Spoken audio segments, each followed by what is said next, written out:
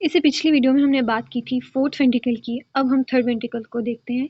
तो इस डायग्राम में जैसा कि देखा जा सकता है, let's suppose this is a part of the brain. ठीक है, ब्रेन से नीचे हमारे पास मिड ब्रेन आ जाएगा, मिड ब्रेन के बाद pons and then medulla and then spinal cord continues हो रही है। ठीक है, इस डायग्राम में अगर हम अब देखें तो लेट्स सपोज ये जो हमारे पास ये दो छोटे से बॉल्स नजर आ रहे हैं यहाँ पे ये क्या है?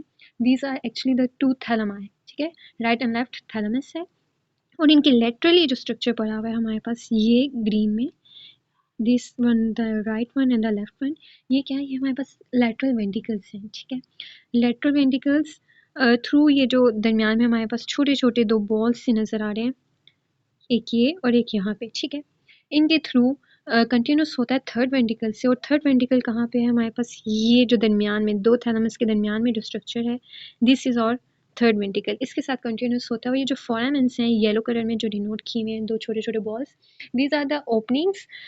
इन ओपनिंग्स को हम इंटरवेंट्रिकुलर फोरामेन या फोरामेन ऑफ मोनरो कहते हैं। ठीक है, अब थर्ड वेंट्रिकल जो है हमारे पास कंटिन्यू डाउनवर्ड कर रहा होता है। पहले तो जब ये कंटिन्यू डाउन करेगा इसको हम कहेंगे सेरिब्रल इक्विडक्ट। ठीक है, दरमियान में मिड लाइन जो स्ट्रक्चर आ जाता है इसे हम कहेंगे सेरिब्रल इक्विडक्ट।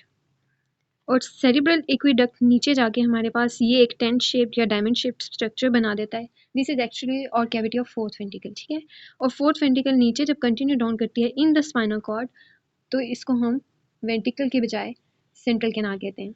ये तो सिर्फ बेसिक सा स्ट्रक्चर था अबाउट द वेंट्रिकल्स। तो हमने अभी तक ये सीखा कि चार वेंट्रिकल्स प्रेजेंट होते हैं, right and left lateral ventricle.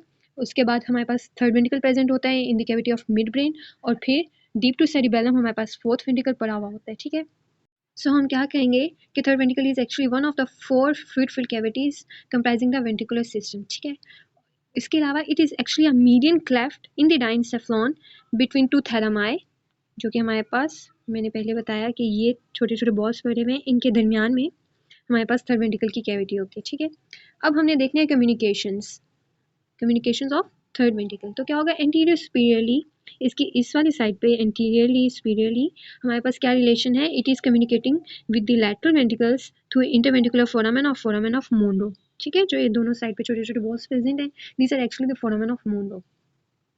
और ये फोरामेन जो है ये कम्युनिकेट करते हैं anteriorly with the column of fornix और पोस्टीरियरली कम्युनिकेट करते हैं with the tubercle of thalamus. जैसे कि हम देख सकते हैं ये थैलेमस है, ट्यूबरकल ऑफ थैलेमस के साथ कम्युनिकेट करते हैं, एंटीरियरली कॉलम ऑफ फोनिक्स के साथ कम्युनिकेट करते हैं।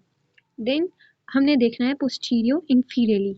एंटीरियरली तो हमने देख लिया कि क्या प्रेजेंट है थर्ड वेंट्रिकल की, अब हमने इन्फीरियरली मतलब इस वाली जगह पे देखना है क्या प्रेजेंट है। तो हम यहाँ पे देखेंगे इन्फीरियरली थर्ड वेंट्रिकल जब कंटिन्यूस होता है थ्रू द मिड ब्रेन की कैविटी, मतलब कि सेरिब्रल एक्विडक्ट के through with the fourth ventricle, ये जो tent shape diamond shape structure इसके साथ कंटिन्यूस हो जाता है। ये तो हो गए इसके कम्युनिकेशंस। सो अभी तक हमने ये देखा कि ट्रांसवर्स सेक्शन में हमारे पास थर्ड वेंट्रिकल किस तरह से नज़र आता है। अब अगर हम सेजिटल सेक्शन में चेक करें तो किस तरह से वेंट्रिकल्स नज़र आएंगे, उसके लिए ये पिक्चर बहुत अच्छी लगी मुझे। इसमें जैसे कि हम देख सकते हैं this is the left sagittal section. वो हमें कैसे पता है? क्योंकि हमें ये पता है कि पोन्स एंड मेडुल्ला हमारे पास इंटीरियरली प्रेजेंट होते हैं एंड सेरिबेलम हमारे पास पोस्टीरियरली प्रेजेंट है। तो उस हिसाब से अगर हम इस फिगर को अपने सामने देखें तो हम क्लियरली समझ सकते हैं this is left sagittal section. ठीक है, लेफ्ट सेजिटल सेक्शन में हमारे पास ये वाली जो कैविटी है, ये सारी मैं ब्लू में जो ड्रॉ कर रही हूँ इस तरह से, ये हमारे पास लैटरल वेंट्रिकल है। लेफ्ट साइड से देख रहे हैं तो लेफ्ट लैटरल वेंट्रिकल होगा, और दरमियान में जो हमारे पास ये कैविटी प्रेजेंट है ना, ये वाली, ये कुछ इस तरह, ये हमारे पास थर्ड वेंट्रिकल है। और जो ये नीचे हमारे पास कैविटी नज़र आ रही है fluid field, this is actually of fourth ventricle. ठीक है, अब हम देख लेते हैं इनके कनेक्शंस क्या है। जैसे कि हम देख सकते हैं ये लैटरल वेंट्रिकल है, मैंने पहले बात की, ये लैटरल वेंट्रिकल है। ठीक है, इस ये लेफ्ट साइड से नज़र आ रहा है, बिल्कुल ऐसा ही राइट साइड पे भी प्रेजेंट होता है। ठीक है, ये जब कम्युनिकेट करता है थर्ड वेंट्रिकल से तो कैसे कम्युनिकेट करता है? यहाँ पे एक ओपनिंग होती है, ये छोटी सी opening, let me highlight it in another colour. ठीक है, रेड कलर में हाईलाइट कर रही हूँ। तो ये जो ओपनिंग है this is actually interventricular foramen of Monro. ठीक है, ऐसे ही ये थर्ड वेंट्रिकल जब कंटिन्यू डाउनवर्ड करता है यहाँ पे, this is actually cerebellar aqueduct. ठीक है, और ये कम्युनिकेट करता है विद द फोर्थ वेंट्रिकल भी कंटिन्यू डाउन करता है in the spinal cord as central canal, and this is actually और कैविटी ऑफ फोर्थ वेंट्रिकल। अब हम देख लेते हैं recesses of the third ventricle. तो जैसे कि फोर्थ वेंट्रिकल में हमारे पास 5 रिसेसेस प्रेजेंट हैं, थर्ड वेंट्रिकल में भी हमारे पास 5 रिसेसेस प्रेजेंट हैं, जिनमें हम देख लेते हैं कौन कौन से हैं। इसमें डायग्राम में हमें अच्छी तरह नजर आ रहे हैं। Anterior sorry so anterior recess आ जाता है, जिसे हम vulva of the ventricle, bulb of the ventricle या वल्वर रिसेस, ये सब इसी के नाम है। ठीक है, उसके बाद हमारे पास ऑप्टिक रिसेस या सुप्रा ऑप्टिक रिसेस आ जाता है। ये एंटीरियर वॉल और जो हमारे पास बेस है इसके जंक्शन पे बन रही होती है। ठीक है, यहाँ पे हमारे पास फ्लोर होता है ना, यहाँ ये एंटीरियर वॉल है, तो इनके जंक्शन पे हमारे पास ऑप्टिक रिसेस बन रहा है। ऑप्टिक रिसेस के बाद हमारे पास इनफंडिबुलर रिसेस आ जाता है, और हमारे पास पाइनियल और सुप्रापाइनियल रिसेसेस आ जाते हैं। अब हमने देखनी है थर्ड वेंट्रिकल की बाउंड्रीज। बाउंड्रीज में लेट्स सपोज आप किसी जगह खड़े हैं, तो हमें ये देखना है कि हमारे इंटीरियरली क्या प्रेजेंट है, पोस्टीरियरली क्या प्रेजेंट है, हमारे रूफ पे मतलब कि टॉप पे क्या है, हमारे फ्लोर में क्या आ रहा है, मोर ओवर लैटरली क्या प्रेजेंट है। ठीक है, उसी तरतीब से हम चलेंगे। सबसे पहले देख लेते हैं कि थर्ड वेंट्रिकल के इंटीरियरली क्या प्रेजेंट है। तो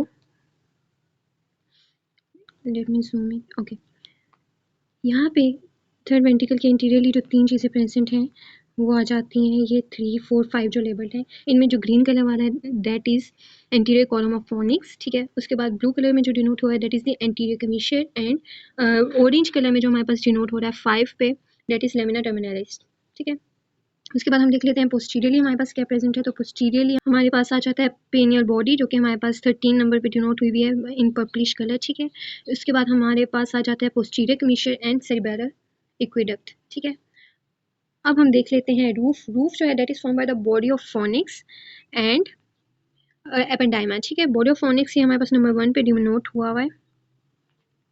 this is actually body of fornix, और एपेंडाइमा होता है that is covering the tela choroidea of third ventricle. ठीक है, कोरॉइड प्लेक्सस जो है of the third ventricle that actually projects downward from the roof. ठीक है, रूफ से डाउनवर्ड मूव करता है कोरॉइड प्लेक्सस